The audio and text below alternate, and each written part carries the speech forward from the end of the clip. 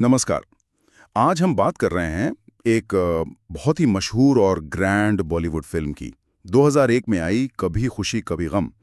हमारे पास इसके दो सोर्सेज हैं और हम कोशिश करेंगे कि सिर्फ कहानी न दोहराएं बल्कि मतलब इसके किरदारों, उनके इमोशनल सफ़र और इसके असर को समझें। हाँ बिल्कुल। ये करण जौहर की फिल्म जिसमें मतलब स्टार कास्ट ही इतनी बड़ी थी। अमिताभ बच्चन, जया बच्चन, शाहरुख, काजोल, ऋतिक, करीना। सही। तो हमारा मकसद है इसकी कहानी, इसके थीम्स जैसे फैमिली वैल्यूज़ बनाम पर्सनल चॉइस और इंडियन सिनेमा पर इसके इम्पैक्ट को देखना। बिल्कुल। ये फिल्म अपनी भव्यता, इमोशंस, डायलॉग्स और हाँ म्यूजिक के लिए जानी जाती है। टैगलाइन भी थी, it's all about loving your parents. पर क्या कहानी बस इतनी ही है? चलिए देखते हैं कि इन सोर्सेस के हिसाब से इसने दर्शकों पर इतनी गहरी छाप क्यों छोड़ी। तो शुरू करते हैं कहानी के केंद्र से। दिल्ली का वो अमीर रायचंद परिवार। मुखिया हैं यशवर्धन रायचंद, अमिताभ बच्चन। थोड़े मतलब काफी परंपरावादी, सख्त। हाँ, अपने उसूलों वाले। और उनकी पत्नी नंदिनी जया बच्चन, वो बिल्कुल विपरीत, नरम दिल, ममता से भरी हुई। और फिर हैं दो बेटे। बड़ा बेटा राहुल शाहरुख खान, जिसे गोद लिया गया है। ये राज उसे काफी बाद में पता चलता है। हाँ, ये एक इंटरेस्टिंग पॉइंट है। सोर्सेज बताते हैं कि जब राहुल को ये सच पता चलता है तो उसका अपने पेरेंट्स, खासकर पिता के प्रति जो जिम्मेदारी का एहसास है वो और बढ़ जाता है। अच्छा। हाँ, उसे लगता है कि उससे उनके भरोसे को सही साबित करना है। ये उसके कैरेक्टर की एक लेयर है जो बाद के कॉन्फ्लिक्ट को और कॉम्प्लेक्स बनाती है। और छोटा बेटा रोहन, जो शुरू में बोर्डिंग स्कूल में, बाद में ऋतिक रोशन। हाँ, और माँ नंदिनी के साथ राहुल का रिश्ता तो मतलब बहुत खास दिखाया है। वो तो बेटे के आने से पहले ही उसकी आहट महसूस कर लेती है। हाँ, वो एक आइकॉनिक चीज है फिल्म की। ये सिर्फ भावना नहीं, उनके बीच का वो गहरा कनेक्शन दिखाता है। तो इस बैकग्राउंड में आता है कहानी का मेन कॉन्फ्लिक्ट। राहुल को प्यार हो जाता है चांदनी चौक की एक जिंदा दिल मिडिल क्लास लड़की अंजलि से। काजोल का किरदार। सही। और ये सिर्फ लव स्टोरी नहीं है, ये दो अलग अलग सोशल क्लास, दो अलग दुनियाओं का टकराना भी है ना? बिल्कुल। यही एंट्री होती है यश रायचंद के, हाँ। उस अथॉरिटी वाले रूप की। उन्होंने तो राहुल के लिए अपनी पसंद तय कर रखी है, ना रानी मुखर्जी का हाँ। कैरेक्टर, जो उनके दोस्त की बेटी है, उनके सोशल सर्कल की है, उनके स्टेटस की है। तो जब उन्हें राहुल और अंजलि के बारे में पता चलता है, जाहिर है वो बहुत नाराज होते हैं। सिर्फ नाराज नहीं, उनके लिए ये बेटे की नाफरमानी से बढ़कर था। ये उनके कंट्रोल, उनकी परंपरा, उनके फैसले पर सीधी चोट थी। वो फेमस डायलॉग है ना जब राहुल कहता है, प्यार कोई इंसान की औकात नहीं देखता पापा। ये लाइन तो सीधे यश के पूरे वैल्यू सिस्टम पर सवाल उठाती है। बिल्कुल। और यश का जवाब, कह दिया ना, बस कह दिया। या फिर हम अपनी मर्जी से जीते हैं और अपनी मर्जी से रिश्ता तोड़ते हैं। ये दिखाता है कि उनके लिए मतलब वो सेल्फ मेड मैन वाला ईगो और कंट्रोल कितना जरूरी है। हाँ, ये सिर्फ पिता का गुस्सा नहीं, ये एक पूरी विचारधारा है। और यही फिल्म का क्रक्स बनता है। राहुल को चुनना है, प्यार या पिता का सम्मान। मुश्किल चुनाव। बहुत। और वो अपने दिल की सुनता है, अंजलि से शादी कर लेता है। यहीं से कहानी वो दर्दनाक मोड़ लेती है। वो सीन तो मतलब बहुत भारी है जब यश राहुल को घर से निकालते हुए कहते हैं, आज तुमने साबित कर दिया कि तुम मेरे खून नहीं हो। ओह हाँ। और तुमने कभी मुझे अपना पिता माना ही नहीं। ये सिर्फ घर से निकालना नहीं, ये उसकी आइडेंटिटी पर ही सवाल उठाना है। सही कहा। पिता का अहंकार इतना बड़ा हो जाता है कि बेटे का प्यार उसके सामने टिक नहीं पाता। और नंदिनी का क्या? वो बेबस रह जाती हैं। हाँ, उनका किरदार यहाँ बहुत मार्मिक है। वो अंदर से पूरी तरह टूट जाती हैं, पर पति के फैसले के खिलाफ बोल नहीं पाती। उनका वो चुपचाप रोते हुए राहुल को विदा करना, हवेली के दरवाजे पे खड़े होके, और बैकग्राउंड में वो गाना, कभी खुशी कभी गम। हाँ, वो सीन तो मतलब फिल्म की आत्मा है एक तरह से। वो सिर्फ एक माँ का दुख नहीं है, शायद उस समय की औरत की जो सीमित भूमिका थी उसका भी प्रतीक है। और जाने से पहले राहुल छोटे रोहन से मिलता है बोर्डिंग स्कूल में, कहता है माँ और पापा का ध्यान रखना। हाँ, और ये लाइन रोहन के लिए एक मिशन बन जाती है। फिर 10 साल बीत जाते हैं। हाँ, लीप आता है कहानी में।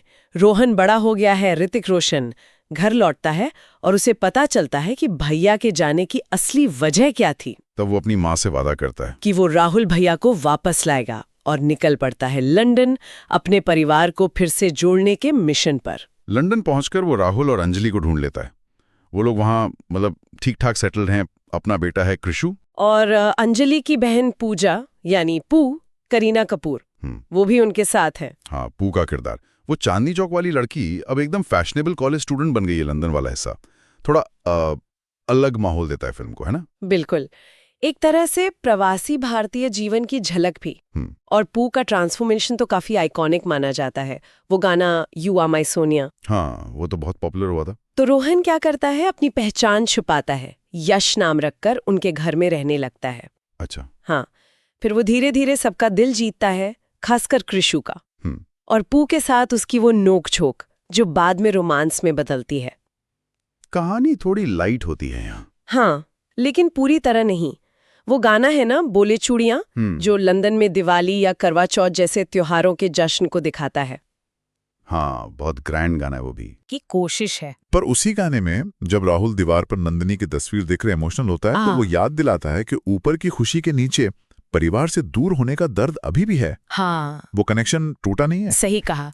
ये प्रवासी अनुभव का एक अहम हिस्सा होता है। हाँ। बाहर से सब ठीक लगता है, पर अंदर वो जड़ों से जुड़ाव और दूरी का एहसास वो रहता है। बिल्कुल। खैर, आखिरकार रोहन अपनी असली पहचान बताता है। पहले अंजलि को। और अंजलि का रिएक्शन क्या होता है? वो समझ जाती है, इमोशनल होती है और फिर रोहन के मिशन में उसकी साथी बन जाती है। ये भी अहम है कि वो राहुल को वापस जाने के लिए मनाने में मदद करती है। हाँ, वो राहुल को उसकी माँ के प्यार की याद दिलाती है। ये दिखाता है कि मुश्किल वक्त में पति पत्नी का साथ कितना मायने रखता है। फिर वो सब भारत वापस आते हैं चुपके से। और फिर वो माँ बेटे का रियूनियन सीन, नंदिनी का फिर से राहुल के आने को महसूस करना। हाँ, बिना देखे। और फिर जब वो आमने सामने आते हैं, वो सीन बिना ज्यादा डायलॉग्स के हैं, पर जया बच्चन और शाहरुख खान की आंखों ने मतलब कमाल कर दिया है। वाकई, वो सिर्फ माँ की इंट्यूशन नहीं है, वो उनके रिश्ते की गहराई है। बिल्कुल, लेकिन यश के साथ सुलह वो इतनी आसान नहीं।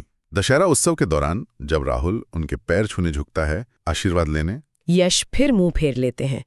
एक पल को लगता है कि क्या कुछ भी नहीं बदला? क्या वो अहंकार अब भी उतना ही बड़ा है? और तब नंदिनी का किरदार फिर सामने आता है, लेकिन इस बार एक नई ताकत के साथ। हाँ, ये बहुत जरूरी मोड़ है। वो पहली बार खुलकर यश के फैसले पर सवाल उठाती हैं। कहती हैं, आपके एक फैसले ने हम सबसे हमारा बेटा छीन लिया। और ये भी कि आपने प्यार से ज्यादा अपनी जिद को माना। ये शब्द ये निर्णायक साबित होते हैं। ये बहुत पावरफुल मोमेंट है। हाँ, क्योंकि ये दिखाता है कि परंपरा का सम्मान करते हुए भी गलत के खिलाफ आवाज उठाना जरूरी है और संभव भी है। नंदिनी के इन शब्दों में सिर्फ एक पत्नी या माँ का दर्द नहीं, एक नैतिक बल है जो आखिरकार यश के अहंकार को तोड़ता है। सही। और फिर आता है वो क्लाइमैक्स। यश खुद राहुल के पास जाते हैं, उसे रोते हुए अपने पैरों पर पाते हैं, उठाते हैं, गले लगाते हैं और कहते हैं, तुम्हें लगा मैं तुमसे प्यार नहीं करता? हाँ, आंसुओं के साथ पूरे परिवार का मिलन, माफी, एक्सेप्टेंस, पारिवारिक प्यार की जीत। एक इमोशनल हाई पॉइंट। लेकिन क्या ये वाकई मतलब विचारधाराओं का समाधान है या सिर्फ एक इमोशनल सुलह है? ये सोचने वाली बात रह जाती है। बिल्कुल। फिल्म का अंत होता है रोहन और पू की शादी के ग्रैंड सेलिब्रेशन के साथ। सब साथ हैं, खुश हैं, एक टिपिकल हैप्पी बॉलीवुड एंडिंग। हाँ, पर अगर हम वापस फिल्म के कोर थीम्स पर आएं, फैमिली वैल्यूज बनाम personal choice, class difference, patriarchy, तो क्या फिल्म इन पर कोई क्लियर स्टैंड लेती है? It's all about loving your parents आखिर में सच साबित होती दिखती है। हाँ, माँ का प्यार तो खैर निस्वार्थ दिखाया ही गया है। लेकिन क्या पर्सनल चॉइस की जीत होती है? राहुल और अंजलि को परिवार में जगह तो मिलती है, पर तभी जब यश का हृदय परिवर्तन होता है, मतलब अथॉरिटी के झुकने पर ही। ये एक पॉइंट है। और म्यूजिक, उसकी बात तो करनी होगी। अरे हाँ, जतिन ललित, संदेश शांडिल्य, आदेश श्रीवास्तव, म्यूजिक तो फिल्म की आत्मा है। टाइटल ट्रैक में दर्द भी है, उम्मीद भी। सूरज हुआ मध्यम तो आइकॉनिक रोमांटिक गाना बन गया। बिल्कुल, बोले चूड़ियां से शावा शावा, ये सब फैमिली सेलिब्रेशन एंथम बन गए। यू आर माई सोनिया ने एक नया स्टाइल सेट किया। गाने सिर्फ बैकग्राउंड में नहीं बज रहे थे, वो कहानी को आगे बढ़ा रहे थे, इमोशंस को हाईलाइट कर रहे थे। सही कहा। और फिल्म का कल्चरल इम्पैक्ट जबरदस्त था। हाँ, ये तो एक फिनोमेना बन गई थी इंडिया में भी और ओवरसीज में भी।